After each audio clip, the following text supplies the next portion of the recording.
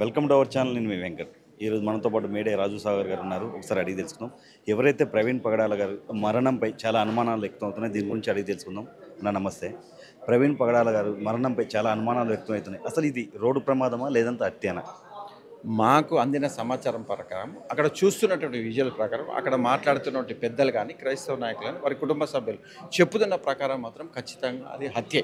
ఎందుకోసం అంటే ఏదైనా యాక్సిడెంట్ జరిగినప్పుడు అవతల లారీ కన్నా గుద్దాలి, ఒక ఆటో కన్నా గుద్దాలి, ఒక బస్సు కన్నా గుద్దాలి, లేదంటే ఒక గోడ కన్నా గుద్ది అక్కడ జరగాలి. అట్లాంటి పరిస్థితులు అక్కడ ఎక్కడ కూడా కనిపిస్తలేవు. మళ్ళీ అక్కడ జరుగుతున్న బాడీ మీద ఓన్లీ లెఫ్ట్ సైడ్కున్న చిన్ మాత్రమే మొత్తం నుజ్జునుజ్జైంది. ఆయన హెల్మెట్ తీసి పక్కన పెట్టింది, ప్లస్ ఆయన పెట్టుకున్నట్టు మాస్క్ తీసి పక్కన మంచిగా మడత పెట్టింది, దాని మీద అద్దాలు పెట్టింది. కాబట్టి ఖచ్చితంగా అక్కడ జరిగినట్టు ఆనవాళ్ళు కానీ అక్కడ ఉన్న పరిస్థితులను చూస్తూ ఉంటే అక్కడ ఉన్న ప్రాంతాన్ని పరిశీలించిన వాళ్ళు చెప్తా ఉన్న దాని ప్రకారం మాకు అందిన విషయం ప్రకారం అయితే ఖచ్చితంగా అది హత్య. ఎందుకోసం అంటే ఆయన సామాన్యంగా ఇంట్లో కూర్చున్న వ్యక్తి కాదు, ఆయన సమాజం కోసం ప్రయాణం చేస్తున్న వ్యక్తి. ఎంతోమంది అక్కడ ఉన్నటువంటి నాయకులకు ధీటుగా సమాధానం చెప్తున్నట్టు వ్యక్తి. ఇలా రాధా మనోహర్ దాస్ కావచ్చు, ఇంకా చాలామంది ఉన్నారు మత ఛాందసవాదులు. వాళ్ళు వేసే ప్రశ్నలకు ధీటుగా సమాధానం చెప్పి ఆయన డిబేట్లలో వాళ్ళను చీల్చి చెండాడే వ్యక్తి. ఆయనకు ఆల్రెడీ థ్రెట్ కాల్స్ వస్తూ ఉన్నాయి, ఆయన మేము చంపేస్తామని చెప్తా ఉన్నారు. అంతకుముందు అక్కడికి వెళ్ళి కేసు పెడితే కూడా అక్కడ ఉన్న డిఎస్పీ కనీసం కంప్లైంట్ కూడా తీసుకోలేదు. కాబట్టి ఇవన్నీ పరిస్థితులను చూస్తే మా అందరికి కూడా ఒక ఆలోచన వచ్చింది ఏంటంటే ఖచ్చితంగా అది హత్యనే. హత్య జరిగింది కాబట్టి ఇలా 8:30 వరకు ఇలా ఎవరి ప్రలోభాలకు లొంగి అక్కడ వాళ్ళు పోలీసులు జరిగినటువంటి సీన్ ఆఫ్ ఎఫెన్స్ పోలేదు. జరిగిన జరగగానే ఇమ్మీడియట్గా 100 కొడుతున్న 5 నిమిషాల పోలీసులు అక్కడికి పోతారు. వాళ్ళ కుటుంబ సభ్యులు వస్తేనే మేము కంప్లైంట్ తీసుకుంటామని రాత్రి 8:30 వరకు కూడా కంప్లైంట్ తీసుకోలేదు. ఇలా అంత పెద్ద సంఘటన జరిగింది.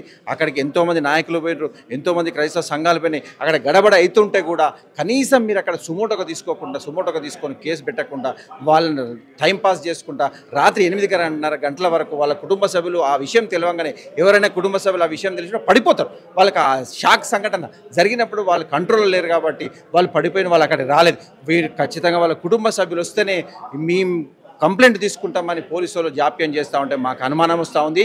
ఆ రాష్ట్రం ఉన్నటువంటి ముఖ్యమంత్రి, డిప్యూటీ సీఎం ఎవరి కోసం పనిచేస్తూ ఉంటారు, ఎవరి ఆలోచన కోసం పనిచేస్తారు, ఎవరి కళ్ళల్లో సంతోషం నిలపడానికి కోసం పనిచేస్తూ ఉంటారు. ఆంధ్రప్రదేశ్లో జరుగుతున్న పరిస్థితులు ఏంది, ఆంధ్రప్రదేశ్లో అల్లర్లు సృష్టిస్తానికి ఎవరు ఈ ప్రయత్నం ఉన్నారు, దీని వెనుక ఉన్నది ఎవరు, ఓన్లీ క్రైస్తవుల మీద ఎందుకు దాడులు చేస్తున్నారనే ఆలోచన మాకు ఉంది. కాబట్టి ఖచ్చితంగా ముమ్మాటికి అది హత్యనే. అది మాత్రం ఖచ్చితంగా మీ రాబోయే రోజుల్లో రాజకీయంగా మేము ఎదుర్కొంటాం. ఖచ్చితంగా వాళ్ళకి శిక్ష. ఇప్పుడు ప్రవీణ్ పగడాల గారిని హత్య చేయాల్సిన అవసరం ఎవరికి ఉందంటారు? హత్య చేయాల్సిన అవసరం ఏంటంటే మనం ఇద్దరం మాట్లాడుకుంటున్నప్పుడు ఒక విషయం మీద మాట్లాడుకున్నప్పుడు సబ్జెక్ట్ ఉంటే నేను సబ్జెక్టు మీదే మాట్లాడతాను. ఆ సబ్జెక్ట్ లేనప్పుడు ఏమైంది, ఆవేశం, ఆలోచన, వివిధ ఆలోచనలు వస్తాయి. వాడిని కొట్టాలి, మనం మాట్లాడుకునే అవకాశం లేదంటారు, వాడిని కొట్టాలరా, వాడిని చంపేయాలని ఒకలాంటి ఆవేశం. ఎందుకంటే ఆయన ప్రతి దానికైనా ఆన్సర్ చేస్తాడు. ఆయనకు విషయంతోనే మాట్లాడతాడు, బైబిల్తోనే మాట్లాడతాడు. ఆ విషయం సమగ్రంగా అవతల వాళ్ళకి లేనప్పుడు ఇది అక్కడ జరుగుతున్న మేము కూడా అదే అడుగుతా ఉన్నాం. ఆయనను చంపడానికి ఎవరి ఆనందం కోసం చంపినరు, ఎవరి కళ్ళల్లో సంతోషం చూస్తాను చంపినరు, ఎవరి కోసం చంపినరు, అక్కడ ఆంధ్రప్రదేశ్లో అల్లర్లు సృష్టించడానికి దానికి కారణం, దానికి ఉన్నది వెనక ఎవరు, క్రైస్తవుల మీద దాడి మొదలైతే తర్వాత మైనారిటీల మీద దాడులు. వీళ్ళు ఎందుకంటే క్రైస్తవులు అడగలేరు, వీళ్ళకి ఎవరు లేరు, వీళ్ళకి రాజకీయ నేపథ్యం లేదు, వీళ్ళని చంపిస్తే ఎవరికి ఏం కాదు, వీళ్ళని చంపేసి పడేస్తే మేము అనుకున్న విధంగా చేయొచ్చు అనే ఆలోచన ఉంటుంది. కాబట్టి ఖచ్చితంగా ఆయన కావాలనే ప్లాన్ ప్రకారము ఆయన ఫోన్ డేటాబేస్ చెక్ చేయాలి, ఆయన ఫోన్ చెక్ చేయాలి. అంతకుముందు ఆయన మీద రెక్కి నిర్వహించారు, ఎన్ని రోజులు రెక్కి నిర్వహించారు, అవన్నీ కూడా ఖచ్చితంగా సమగ్ర విచారణ చేయాలి. ఖచ్చితంగా ఆయన మీద జరిగినది ఖచ్చితంగా బయటికి వస్తుంది. ఎందుకంటే ఆయన దేవునికి పనిచేసిండు, ఆయన కోసం ఎంతోమంది బిడ్డలు ఆశీర్వదించబడి ఉన్నారు. వాళ్ళందరి ఆశీస్సులు కూడా ఆయన మీద ఉంటారు. ఆయన హైదరాబాద్ నుంచి బుల్లెట్ బండి మీద వెళ్ళాడని చెప్పి, రాజమహేంద్రవరం స్నేహితుడి ఇంటికి వెళ్తానని చెప్పి భార్యకి చెప్పినట్టు చెప్తున్నారు. ఇంత దూరం బుల్లెట్ బండి మీద వెళ్ళడానికి గల కారణం ఏంటి అసలు?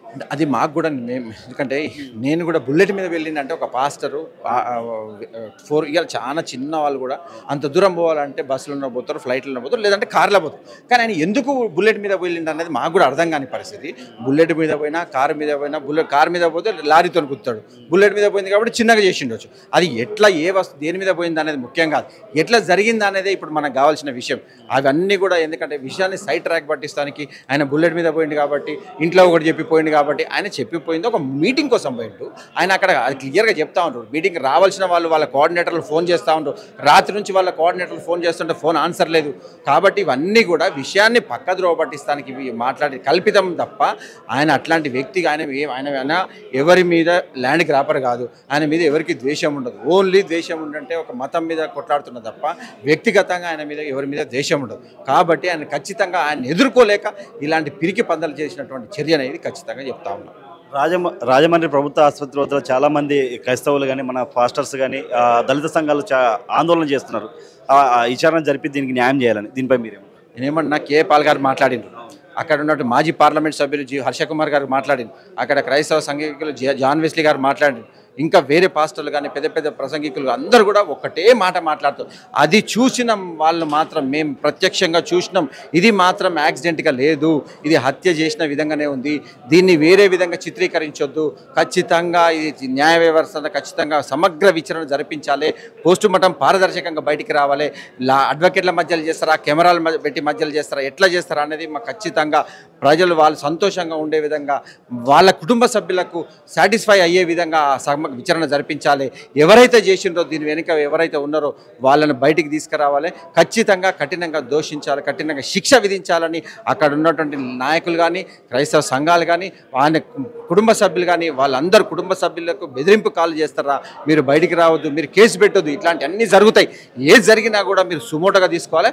జరిగినటువంటి పరిస్థితిని మీరు కంట్రోల్లోకి తీసుకొని రావాలి. పోస్ట్ మార్టం అనంతరం బాడీ హైదరాబాద్కి వచ్చే అవకాశం ఉందంటారా? ఓన్లీ అక్కడే ఏమైనా కార్యక్రమాలు చేసే అవకాశం ఉందా? మేము కూడా వెయిట్ చేస్తున్నామండి. ఇప్పుడు పోస్ట్ మార్టం రిపోర్ట్ బయటకు వస్తుందంటే ఇందాకనే మాట్లాడినాము. యాక్చువల్గా తను ఉండేది ఇక్కడ తిరుమలగిరిలో. అక్కడ కానీ అతను వాస్తవంగా రాయలసీమ వాసి, కర్నూలు వాసి. మరి రాయలసీమకి తీసుకుపోతారా, సొంత ప్రాంతానికి హైదరాబాద్లో పెడతారా అనేది వాళ్ళ కుటుంబ సభ్యులు డిసైడ్ చేస్తారు. డిసైడ్ చేసిన తర్వాత ఈ రాత్రి వరకు ఖచ్చితంగా రాత్రికి వచ్చినా కూడా రేపే అంత్యక్రియలు జరుగుతాయి. కర్నూలులో జరిగినా కూడా హైదరాబాద్ అయితే తిరుమలగిరిలో ఉంటుండే. మేము కూడా వాళ్ళ కుటుంబ సభ్యులు ఏ విధంగా చేస్తారో ఏ విధంగా ఆలోచన చేస్తూ ఉన్నాం. ఏదున్నా కూడా ఖచ్చితంగా జరిగేది చివరికి కావాల్సినది న్యాయం జరగాలి. ప్రభుత్వాలకు ఏమైనా చెప్పదలుచుకున్నారా ఈ సిచ్యువేషన్లో? నేను ప్రభుత్వానికి చెప్పేది ఒకటి, ఇలా తెలంగాణలో చనిపోయిన మర్డర్ అయినా ఆంధ్రప్రదేశ్ జరిగిన మర్డర్ అయినా రెండు మర్డర్ల వెనక ఏం దాగి ఉన్నది ఒకటి ఈజీగా తెలిసిపోతా ఉంది. ఇక్కడ ఉన్నట్టు ముఖ్యమంత్రి పనిచేసేది బీజేపీకే, కాంగ్రెస్ పార్టీ ముందు, వెనుకకు బీజేపీ, అక్కడ చంద్రబాబు డైరెక్ట్గా బీజేపీ, పవన్ కళ్యాణ్ సనాతన ధర్మం అంటాడు. రాజ్యాంగం ఆయనకు అవసరం లేదు. ఒకసారి ఆయన స్టాలిన్ అంటాడు, ఒకసారి సిపిఐ అంటాడు, ఒకసారి మదర్ తెరీసా అంటాడు, ఒకసారి సనాతన ధర్మం అంటాడు. ఆయన ముఖ్యమంత్రి అయితే కోసం చేస్తున్నా ఇలా ప్రభుత్వాన్ని కూలగొడటానికి ఎవరు ఈ రాజకీయంగా దీన్ని వాడుకుంటారు అనేది మాకు ఒక డౌట్ ఉంది. ఖచ్చితంగా ప్రజలకు కూడా అదే ఆలోచనతో ఉన్నారు. థ్యాంక్ యూ అన్న.